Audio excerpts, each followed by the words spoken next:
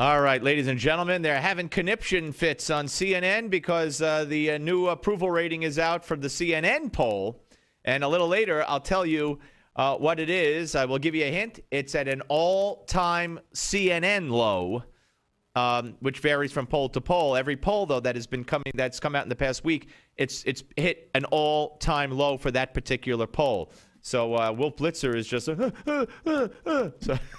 Calm down, Wolf. All right, folks, very symptomatic of this administration. This is not all that unique, although by virtue of the circumstances, it seems very unique. The Department of Homeland Security still has not fired a black supremacist who has called for mass murder of whites. We talked a little bit about it. I read you a little bit from the piece by Alex Seitz Wald from National Journal, and we are now joined by a political reporter for the National Journal, Alex Seitz Wald. Hello, Alex. Hi, thanks for having me. It's my pleasure. Thanks for coming on. All right. I mean, you know, when I read this, it's kind of like the government's kind of making it seem like it's a New York City teacher in a rubber room, somebody who has, groped kids or whatever they do, and you can't fire them because of the union restrictions, so they pay them full price and they put them in called a rubber room where they sit all day and do nothing but collect a paycheck. Is that kind of what's going on here and the reason why this white supremacist wacko sicko has not been fired? Yeah, I think that's basically right. I mean, they're being pretty cagey about the details. But, civil service laws are really strict, and it's really hard to fire anyone in the government for any reason, at all. This seems like a real cut and dry case. He has a website, he has YouTube videos, he has books. You can go on, you can see all this stuff where he talks about how, we need to do ethnic cleansing of the black-skinned Uncle Tom race traders, how, in order for black people to survive the 21st century, we're going to have to kill lots of whites, more than our Christian hearts can possibly count. This isn't, wishy-washy. There's no gray area here. It's very clear what he's saying. And I think it's pretty obvious that he should be fired. I don't think anyone disagrees with that. I don't think even the Department of Homeland Security disagrees with that. The problem is their hands are a little bit tied here by these kind of absurd laws that make it so hard for them to fire him. So I think, as you said, He's basically, at home collecting a paycheck under review, quote unquote, whatever that means. I don't know how long it takes to read the website and see what he has to say, but this guy is getting paid as they go through the hoops of trying to get rid of him.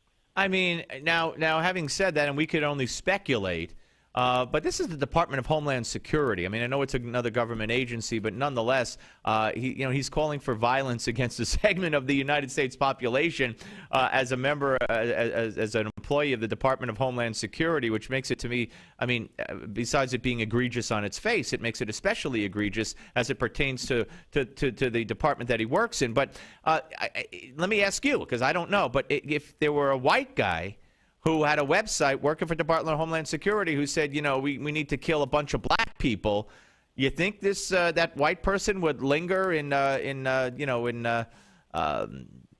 wherever he's lingering for as long as he's been lingering there?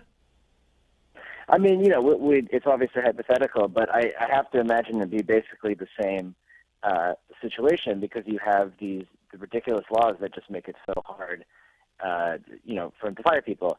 And also, he works for the Department of Homeland Security. He's not a law enforcement officer himself, thankfully, but he does procure guns. He's a procurement officer, so he buys things, and among the things that he buys or did before he was put on leave was guns and ammo and handcuffs for immigration and custom enforcement. The people who enforce ICE, yeah, immigration laws. Yeah, ICE, yeah. So that was his job, was to work with small businesses to try to buy their products. And, so he wasn't out there carrying a gun himself, but it's still a little bit scary. And even if he wasn't, affecting anyone outside of the office, a couple of people who have worked with him have told reporters that, this guy was, scared everybody in the office. After the Navy Yard shooting just in September, I think that reality, has shown that this is something that can really happen. That was a contractor who basically did that. He showed up with a gun one day and, went crazy. It seems like a guy who had, mental health issues. this guy seems more politically driven than any kind of mental issues. But I think it just underscores the stakes here, that this should have been taken care of a long time ago. And they got reports about this guy 2 years ago and kind of sat on them. So I think there should be some kind of internal review to see what happened there. Yeah, well, of course, nobody will admit to knowing anything, which seems to be the mantra for this administration. We're talking to Alex Seitz Wald. He is a political reporter for the National Journal here on the Steve Malzberg Show. We're talking about a gentleman, Kimathi, who has a website and has called for mass murder of white people, among other things. Now, I wonder, in that capacity that you describe, purchasing weapons from small business, etc., do we know, has his home been searched? Has he accumulated a stockpile of weapons and/or bombs or who knows what? No, because as I said, the DHS has been very circumspect with what they've said. They've only put out a few statements, and they basically say the same thing every time. They say we don't condone this. This is not at all what we support, and we're reviewing his employment, and he's on administrative leave. They basically say the same thing every time. Is he a union? Is he in a union? He's not in a union. I was trying to figure that out, and I can't figure that out. But I mean, because if he's not in a union, either way, yeah. But if he's in a union, then at least you could say, oh, okay, you understand the foolishness. But if he's not in a union, all they got to say is you're fired. If he doesn't like it, let him sue. I mean, I don't get it.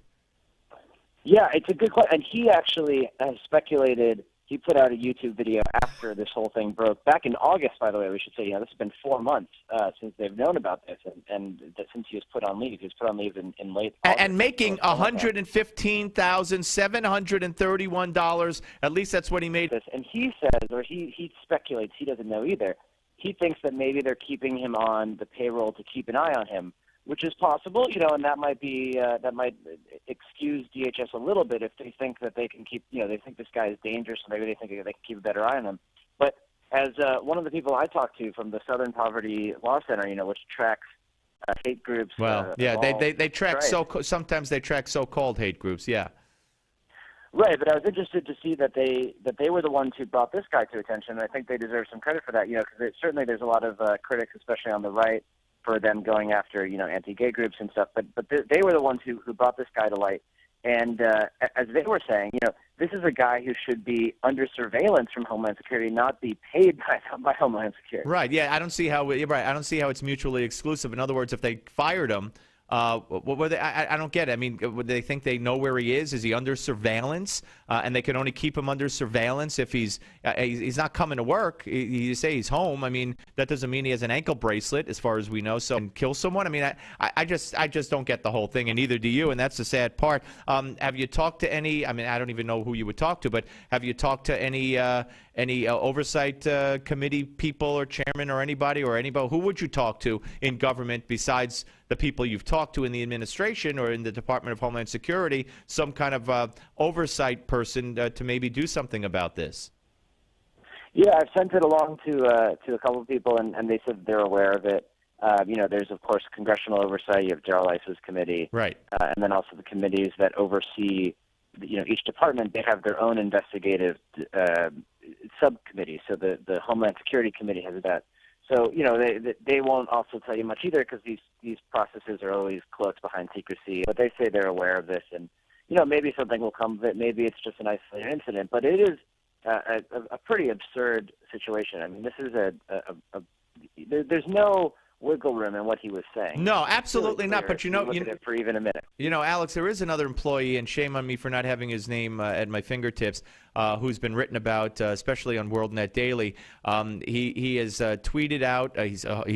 Was appointed by Obama to some kind of Homeland Security, Department of Homeland Security advisory panel, and he has tweeted out things. That America is a Sharia-compliant nation.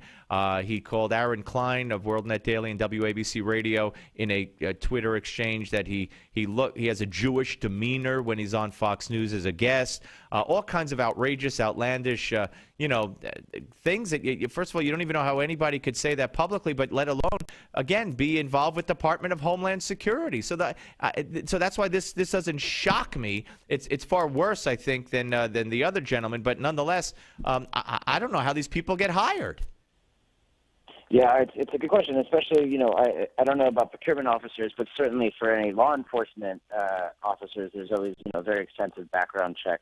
And this thing, it wasn't hard to find. It was right on his website. Yeah. But he did have, that's right. So what the Southern Poverty Law Center did is they connected this guy, the irritated genie, to A.O. Kimathi, the employee at Homeland Security. They realized that this was the same guy.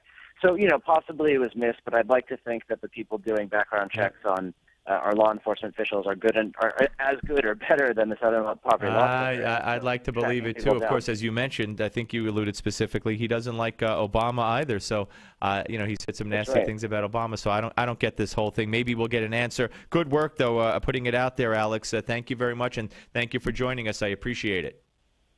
Thanks for having me. My pleasure. That's Alex Seitz Wald from National Journal here on the Steve Malzberg Show.